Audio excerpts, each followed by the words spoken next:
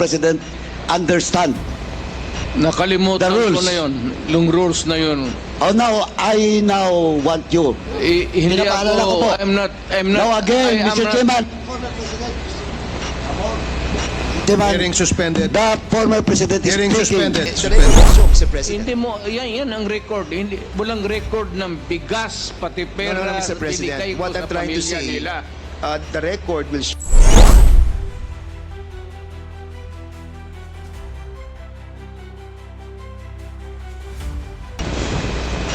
Ang Sir. mag-defense counsel nila. Mr. Chairman, Mr. President, 2 days ago you have mentioned that wala po kayong pamasahe papunta po dito, and I'm pretty shocked that you have 1 million in your account to help our policemen, and we salute you, Mr. President, for that, and for being honest that- you will that be 1 that you will million be- is wait, for wait, my- wait po, Mr. that's President, what- Mr. President, I is still for have my- I still have the floor, Mr. President. Excuse for me. my As much- medicine and subsistence.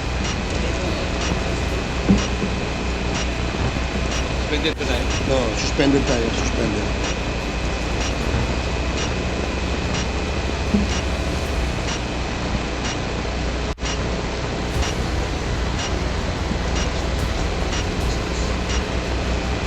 Gastos. Hearing resumed.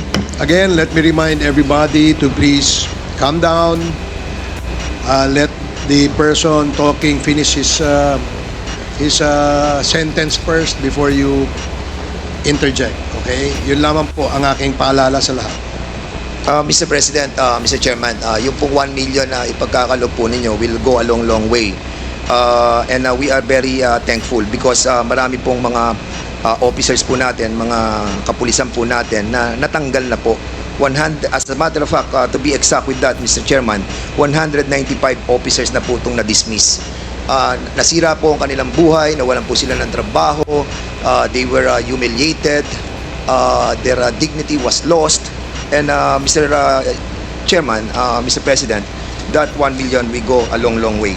I will hand to you the 1 Point of million order, Mr. Chairman. before this. Point of order, Mr. Chairman. What is the rule that was violated? What is the point of order of Congressman The Paduan? former President is speaking without the recognition of the Chairman. And please, Mr. President, former President, you know the rules. It was read by Chairman Acop. And being a former congressman, you know the internal rules. Let the members of this committee finish the question before answering. That's my first point of order, Mr. Chairman. And I hope the former President understand. Nakalimutan The rules. ko na yun. Yung rules na yun. Oh, now, I now want you. Hindi Pinapaalala ko ako, po. I'm not, Now again, I am Mr. not- Chairman. Chairman, Hearing suspended. the former President is Hearing speaking. suspended.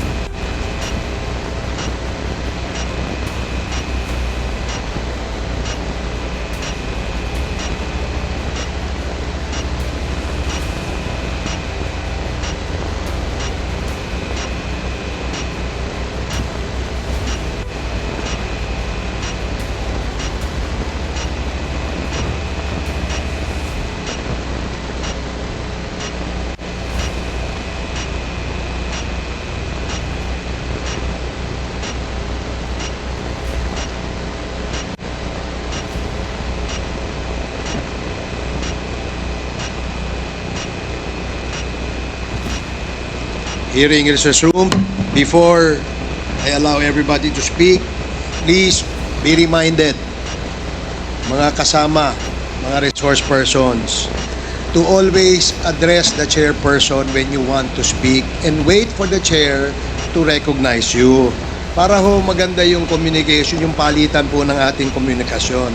Mahirap po kasi na nag-uunahan tayo magsalita, dadating po sa punto, nagtataasan na ho tayo ng boses, ayaw naman po nating mangyari yan because napaka maselan at napaka-importante nitong ating pinag-uusapan. I do request from our resource person to please address the chair first before we speak, and the same as well to the members. No, please, address the chair. Let me be the traffic enforcer here para malinaw at maayos ang ating hearing sa ngayong umaga. So I hope that I made myself clear, and I'd like to ask Congressman Paduano to please proceed. Hindi, Mr. Chairman, just a short manifestation lang po. Kasi po, before we start the interpellation, malinaw po na it was discussed to all resource persons and even to the members, the rules in this committee. And the former president is keep on violating that rules. Sabi ko na nga, he was then a former congressman and he knows the rules. Please respect this committee, Mr. President. And please, once again, that was my first point order, and I hope it will not happen again.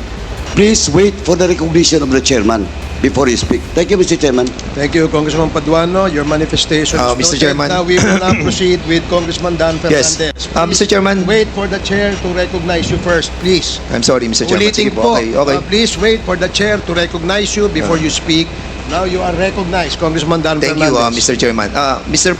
Chairman, ang nabanggit po dito ay 195 officers were dismissed over the 6-year period. Ang tanong ko po, Mr. President, bakit ngayon nyo lang po ipagkakaloob yung 1 million samantalang na-dismiss na po ito pong 195 officers? I do not have the records. Sir, Wala po kayo. hindi ako Polcom. So, hindi ko alam yan. But being the former president, sir, you have this I know that capacity. some policemen were dismissed. Because it was promised by you that you will sabi niyo po ay sagot niyo silang lahat. But unfortunately, ito po nga po, nakita po natin, nagre-react na po ang PNP. And ang feeling po nila ay they were left alone, Well, Mr. President. if you're citing the records, then I would admit it. Na yun, totoo yan. Yes, I agree with that. Walang problema. Sinabi mo eh. Hindi, I agree with that, Mr. President. But my question is, bakit po natin silang napabayaang katulad po nito? Sagot niyo po sila. Pero 195 man na-dismissed, 398 cops facing dismissal, 1,286 dead, at yung iba po ay wounded. Were we able to help them, Mr. President? Well, alam mo, sir, if you work for a government, there are rules to be followed. It is not just because you are a policeman that you're always correct. It is not safe to say that you are a mayor that you are always correct, that you rule the city by your own. Maraming nagkakamali, and there must be a reason for their dismissal. There cannot be a dismissal without a lawful ground. Kung napaalis yan, sir, meron talagang kasalanan. Hindi mo pwedeng basta i-dismiss mo lang yung pulit. But Mr. President, you Pero ako, pro-police talaga ako. Yes. Pinoprotektahan ko talaga ang police. I understand, Mr. President. But you made the promise, Mr. President, that sagot nyo sila. Sagot ko. And yun po ang problema natin, Mr. President, Mr. Chairman, that after 6 years, ngayon lang po tayo magbibigay ng tulong para po sa kanila. Hindi. The record will show, Mr. President. Hindi mo, yan ang record. Hindi, walang record ng bigas, pati pera, No, Mr. President. binigay ko What sa I'm trying to pamilya say, nila. the record will show that wala pong tulong natanggap ang lahat ng ito. Hindi po ako nagsasalita nito, Mr. President. Ang nagsasalita po nito ay si Chief PNP Marbil. Alam mo si Marvin, you remind him, hindi nakalista yung mga bigas na binigay ko sa mga pamilya ng polis, pera, enrollment ng mga bata. Hindi nakalista dyan. You Mr. remind that Marvel to Mr. President, use your... ang binabanggit po natin dito ay tulong na legal. Huwag kang maniwala dyan kay Marvel. Maniwala ka dyan. Okay, we will be... but, sige po, punta po tayo sa susunod, Mr. President. Mr. President, Mr. Chairman, I would like to show a video. And later I'll be asking the former President to answer some queries from this representation. Hindi. Sandali lang. Yes, I'm sir. not trying to be smart, Alec. I'm sorry if I'm overdoing. Hindi, it's okay po, Mr. President. No problem po. It's not really, hindi ko sinasadya yan. Opo. I respect I was once a member of Congress. Medyo emotional lang kasi ako basta sa crime na talagang galit ako sa kriminal. We Baka- understand that po, Mr. President, and thank you for that. As